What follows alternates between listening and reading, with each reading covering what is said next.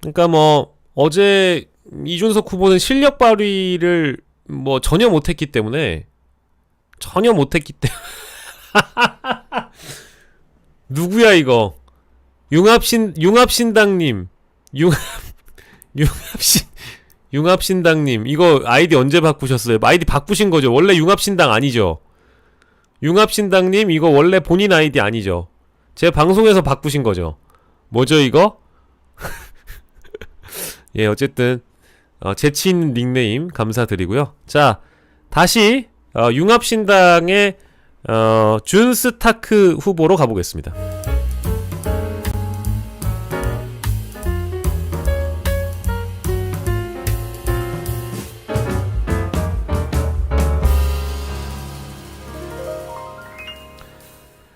자, 이제 금기어가 된 국가가 있어요. 캐나다라고 합니다. 캐나다. 자, 권영국 후보가 이준석 후보에게 이제 팩트 체크를 해주면서 혼나는 장면인데요. 캐나다는 외국인에게 최저임금을 차등 적용하느냐. 아마 어제 이준석 후보가 캐나다 드립을 한 걸로 알고 있습니다. 캐나다 드립이 어떤 거였는지 한번 볼까요? 또 설명을 해드려야 되니까.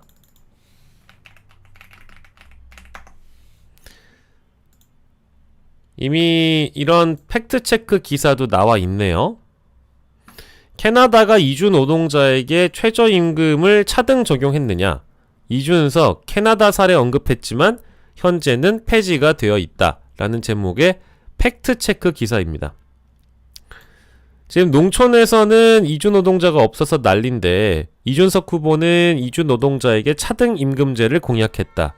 과연 농촌 현실에 맞는 거냐? 법 위반이다. 캐나다도 1964년에 외국인 노동자 프로그램을 통해서 외국인 노동자에 대해서는 규정을 완화한 사례가 있다. 뭐 맥락 등등을 이제 이 한겨레가 보도를 했는데 결론은 이준석이 틀렸다 이거예요.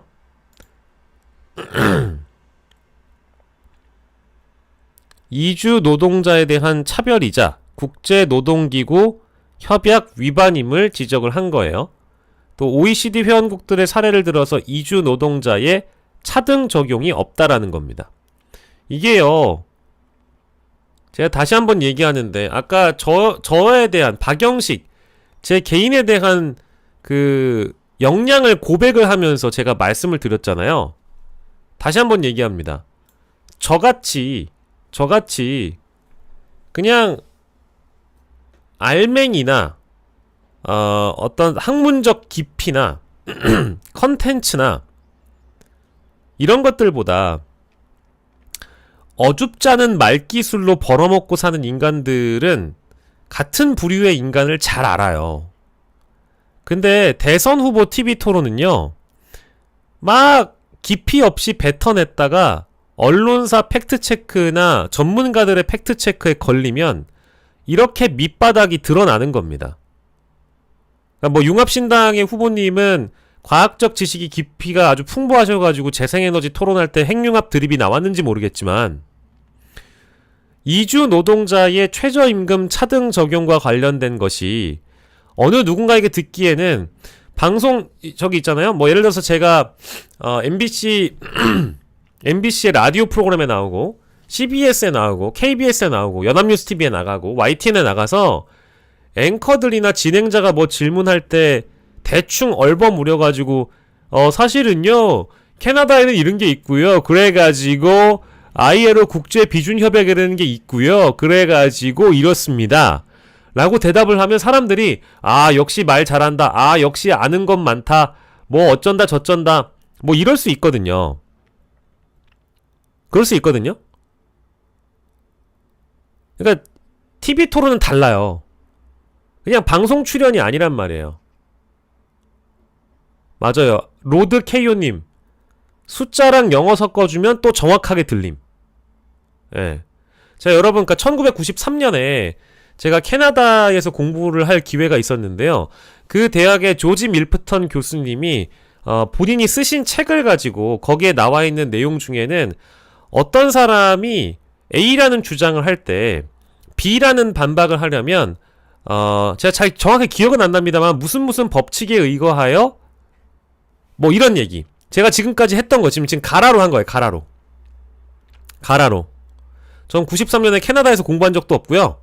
이제 이런 식으로 그냥 뭐 유식한 전문 용어 섞어다가 숫자 넣어서 얘기를 하면 정말 팩트 체크를 안 하잖아요? 진행자들도 잘 안 짚고 넘어가요. 그래, 비가 온다님 말씀처럼 대선 후보의 TV 토론은 정치 인싸가 아닙니다. 근데 그거를 저 같은 뭐 평론가 나부랭이 따위가, 방송 출연자 나부랭이 따위가 밖에 나가가지고, 사실 이런 논리가 있어요. 이건 이렇게 말씀드릴게요. 예를 들어가지고 그건 이거죠. 제가 캐나다에서 1993년도에 공부를 했을 때 조지 밀프턴 교수님께서 저한테 그런 말씀을 하신 적이 있어요. 원래 이 토론이라는 것은 남의 이야기를 경청하는 자세가 무엇보다 중요해서 거기에 하나 이론이 등장합니다. 리스닝 이론. 뭐 이런 말도 안 되는 말을 하는 거예요. 그러면 어떤 듣는 사람은 야, 박영식이 유학도 갔다 왔어? 박영식이 어떤 해외에 있는 교수를 알아? 박영식이 어떤 이론도 얘기하네? 그러면 사람들은 그럴듯하게 들을지도 몰라요. 근데 다시 얘기하지만 평론가형 정치의 한계, 논객형 정치의 한계라는 겁니다. 한계. 말장난하고요, 대통령 TV 토론은 다르다 라는 거를 어제 저는 여실히 느꼈고요. 어쨌든 이거는 뭐 제 의견이고, 언론에서 체크하고 여러 전문가들이 지금 체크를 해나가고 있는 여러 가지 것들에 대해서 말씀을 드리고 있습니다. 그래서 뭐 어쨌든 한겨레에서도 이런 팩트체크 기사를 냈으니까 한번 읽어보시길 바라고요. 저도 제가 이거를 체크해 나가는 과정에서 일부 오류가 있습니다. 만약에 오류가 있는 부분들이 있으면 여러분들이 설명을 미리 주세요. 자, 캐나다는 외국인에게 최저임금을 차등 적용하지 않습니다. 2002년 외국인에게 15% 낮은 임금을 주도록 했다가 기업인들이 내국인 고용을 줄이고 외국인 고용만 늘리는 부작용이 발생했습니다. 심지어 캐나다 왕립은행이 수십 명의 정규직을 해고하고 외국인 노동자를 고용하자 2013년 이 제도를 폐지했습니다. 현재 OECD 국가 중 최저임금을 국적에 따른 차등 적용하는 차별적인 제도를 운영하는 국가는 단 한 곳도 없습니다. 권영국의 팩트체크를 넘어서 한겨레의 팩트체크를 통해 제가 한 말씀만 드리자면, 어제에 이어서 오늘 다시 얘기합니다. 이게 노무현이야? 이준석 후보님, 이게 노무현 정신입니까? 이게 노무현인가요? 이따가 저희가 끝날 때 이준석 후보가 마무리 발언을 어떻게 했는지 보여드릴 건데요. 약간 좀 역스러울 겁니다. 이래놓고 노무현을 판다는 것은 노무현을 수단화하는 거예요. 노무현을 활용하는 겁니다. 악용하는 겁니다. 이게 노무현이 아니에요. 어디 감히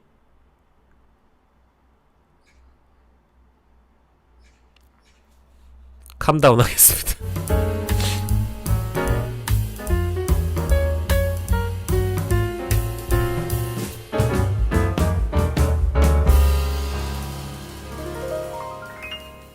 뭐 이쯤 되면은 일부러 이제 화를 돋구려고 하는 거 아닌가 그런 생각이 들 정도였고요. 굉장히 좀 분노스러워졌습니다.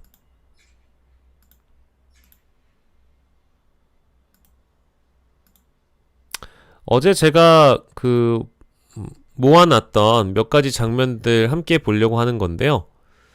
자, 왜 이렇게밖에 나올 수 없는가를 우리가 함께 볼까요? 자, 난 그래도 이준석이 이재명보다 좋은데 냉정해집시다. 자, ESG 경제라는 환경 전문 매체인 걸로 알고 있는데 볼까요? 자, 스페셜 리포트라고 해서 21대 대선 주요 후보 사회 부문 공약 비교입니다. 자, 쭉 가볼게요. 자, 지금부터 갑니다. 쭉 가볼게요. 잘 따라오세요.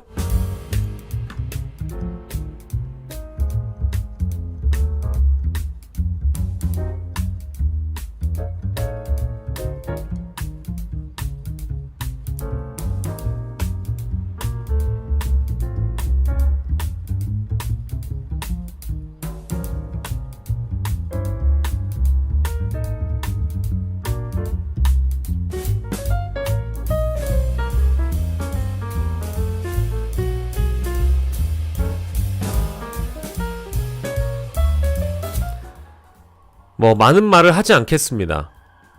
어제 이재명 후보가 이준석 후보에 그랬잖아요. 본인이 그럼 대안은 있냐? 본인의 대안을 얘기를 해봐라. 본인은 대안이 있냐? 대안이 있냐고. 대안이 있습니까? 공약이 있나요? 공약이 있냐고. 공약을 가지고 있습니까? 근데 이게 뭔가 싶어요. 이게 지금 보면 지지율이 5%도 안 나오는 권영국 후보보다도 개혁신당 이준석 후보의 공약이 지금 없는 거잖아요? 자, 위 비교표는 후보자들이 중앙선관위에 제출한 21대 대통령 선거 10대 정책 공약과 지난 18일 방송한 중앙선관위 주관 후보자 TV토론의 발언 내용, 후보자들의 공약 수립을 담당하는 캠프 관계자들의 사실 확인을 토대로 만들어졌습니다. 이런 표를 만들어서 이준석에 대한 악의적인 공격을 한다고 생각하면 이 언론사와 이 기자를 고소하세요.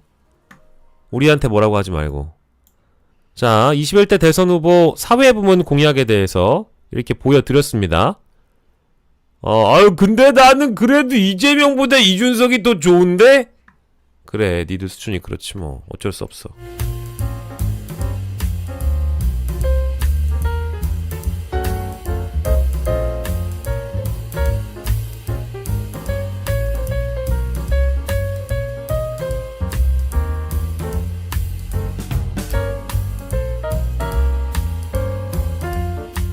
몇 가지 잘라놓은 짤들 좀 보겠습니다. 먼저 이준석 후보에게 먼저 묻겠습니다. 제가 듣다 보니까 이준석 후보는 꼭 자기 지식 자랑하러 여기 나온 거냐라는 생각이 들 정도예요. 이런 거는 아주 뭐 남의 인생사에 보기 좋았다고 보고요. 왜냐면 이제 따끔한 일침이다 보니까 반드시 해줘야 될 필요가 있겠다라는 생각이 들었고요.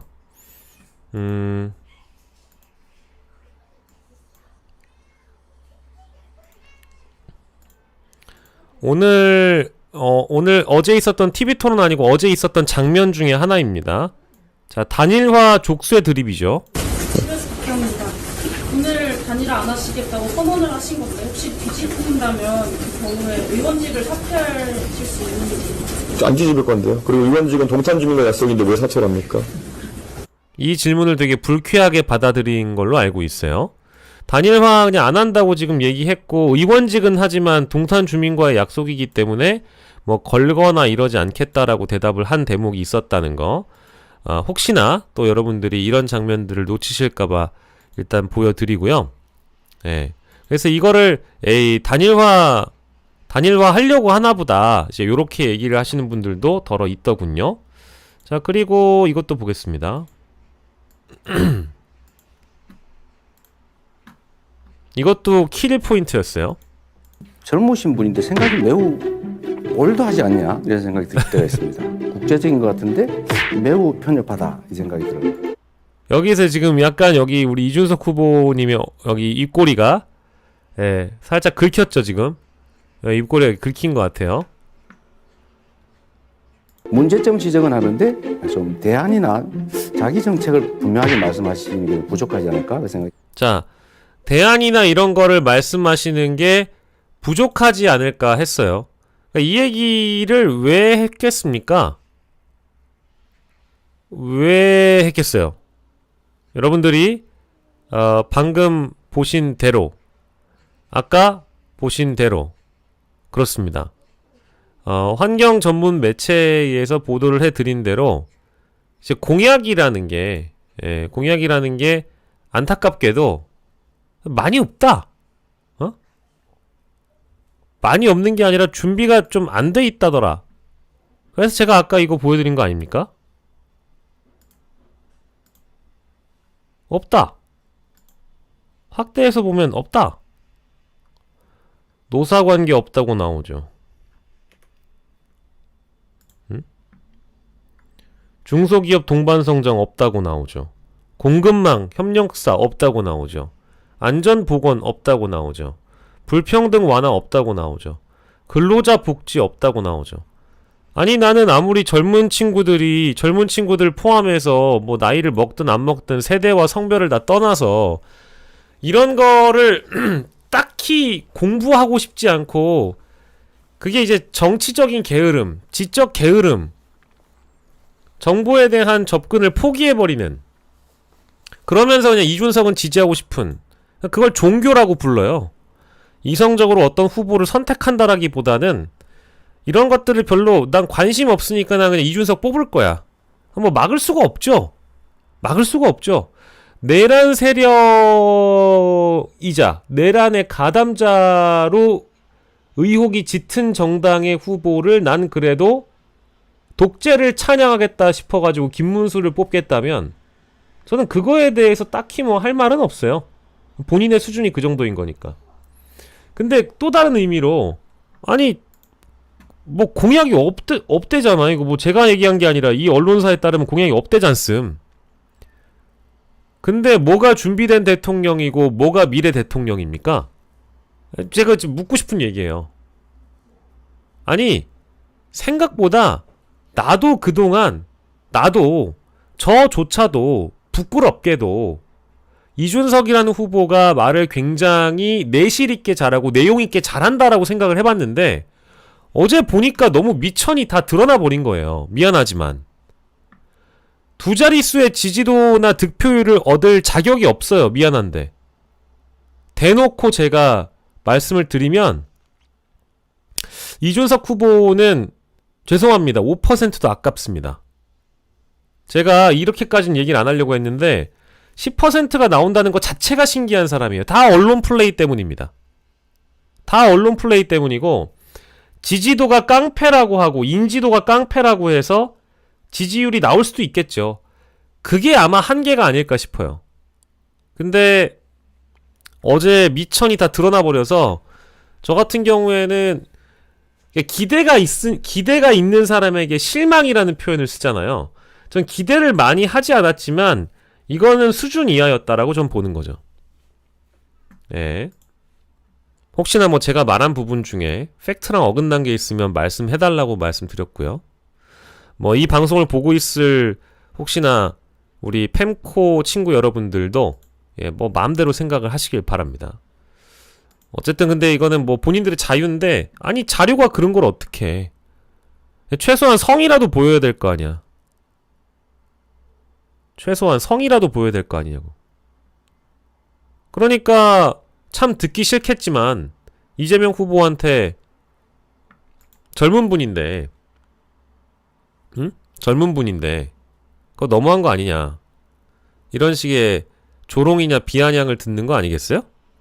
저는 뭐 그렇게 생각하고요. 어제 또 하나의 장면 보겠습니다.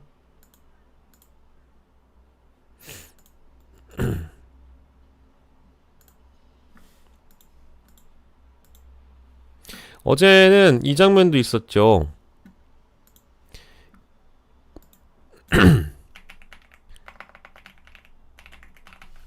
자, 바로 나오잖아. 기후 없는 이준석. 아, 네네. 먼저 이준석 후보에게 먼저 묻겠습니다. 제가 듣다 보니까 이준석 후보는 꼭 자기 지식 자랑하러 여기 나온 거냐라는 생각이 들 정도예요. 하나 묻겠습니다. 이념의 문제로 이 원전과 재생에너지를 바라보는 것은 누가 그렇게 이념의 문제로 봅니까? 굉장히 당황했습니다. 후보님 공약집 어디에도 기후 공약은 보이지 않았습니다. 선관위에 제출된 10대 공약을 샅샅이 찾아봤는데 없었습니다. 그리고 5월 21일 날 시민단체가 재생에너지 관련 질의를 했을 때도 후보님은 답변을 피하고 있는 것으로 보였습니다. 자, 그러면 청년을 대표한다고 하면서 미래 세대가 가장 관심을 갖는 기후 공약을 단 하나도 제시하지 않았다는 건데 이거 어떻게 이해해야 됩니까? 저희는 당 차원에서 총선 때부터 당 공약으로 아니 이게 이제 어줍잖은 말장난인 거예요.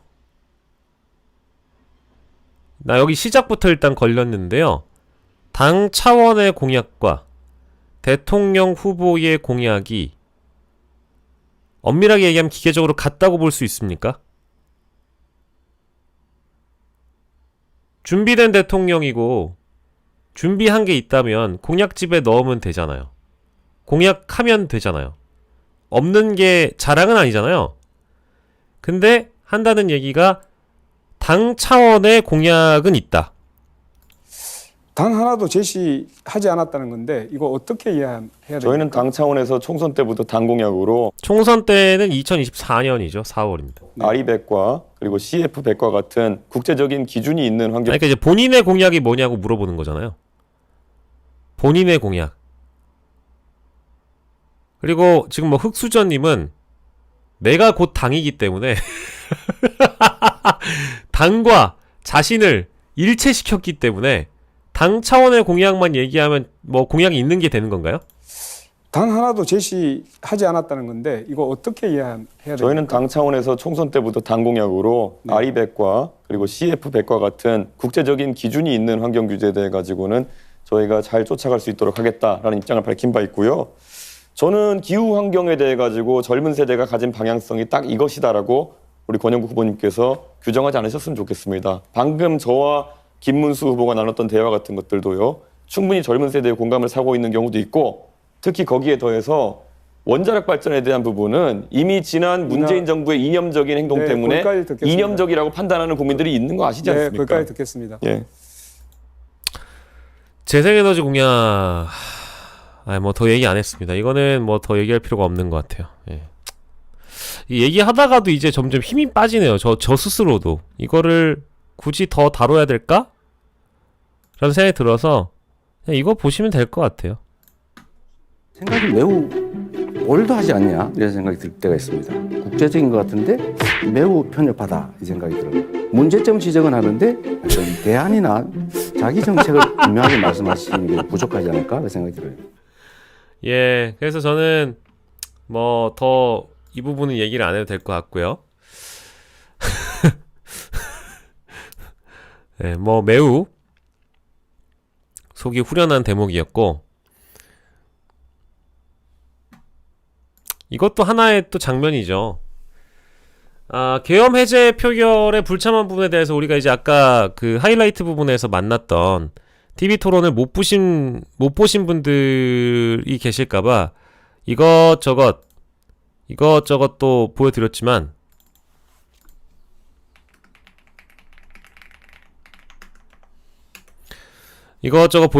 특히 이 부분 계엄 해제 표결 때 왜 불참했느냐 170명 들어갔다고 해서 안심했다 이제 이런 표현입니다. 예.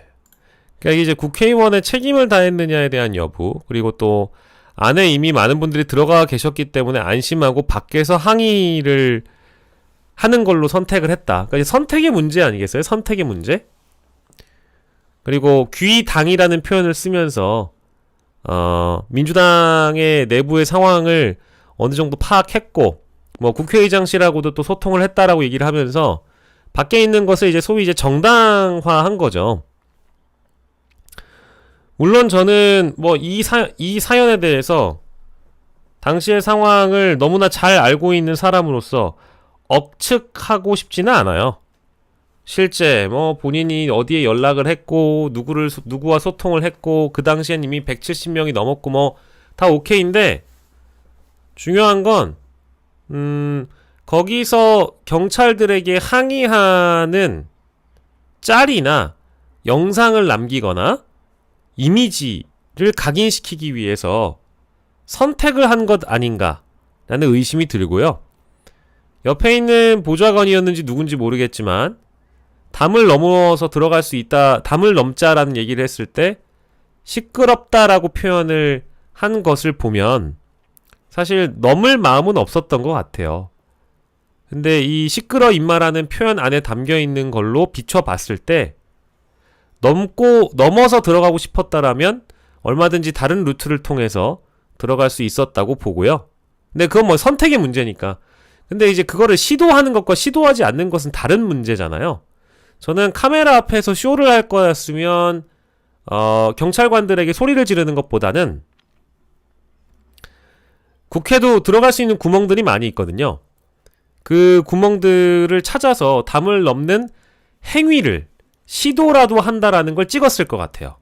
차라리 언론 플레이를 하거나 쇼를 할 거고 이미지를 남길 거라면 소리 지르고 하는 것보다는 차라리 그게 더 나았을 거예요. 근데 그게 아니라 옆에서 담 넘을까요? 했는데 담을 넘겠다고 그래. 뭐 아무튼 담을 넘는 방식을 제안을 한 걸로 보입니다. 정확한 표현이 기억은 안 나요. 근데 시끄러 임마라고 한 건 맞잖아요. 그러면 경찰이 막아서 물리적으로 못 들어가는 것과는 또 다르게 다른 방식의 노력을 할 수도 있었다. 이제 거기에 대한 아쉬움이 아마 있는 거겠죠. 정치권에서도 있고 뭐 여러 이준석 후보를 설령 좀 지지해 보려고 했는데 그런 모습에 의심스럽다. 그리고 그런 모습이 너무 언론 플레이 같다. 서미화 의원님은 장애인인데 어떻게 담을 넘었겠느냐. 그러니까 이것이 쇼를 할 거면 차라리 다른 방식을 택하는 게 맞았다. 근데 그것을 자꾸 정당화하려고 하다 보니까 해명에 해명을 더하다 보니까 더 구구절절하게 느껴지는 거랄까? 그런 생각이 들었어요.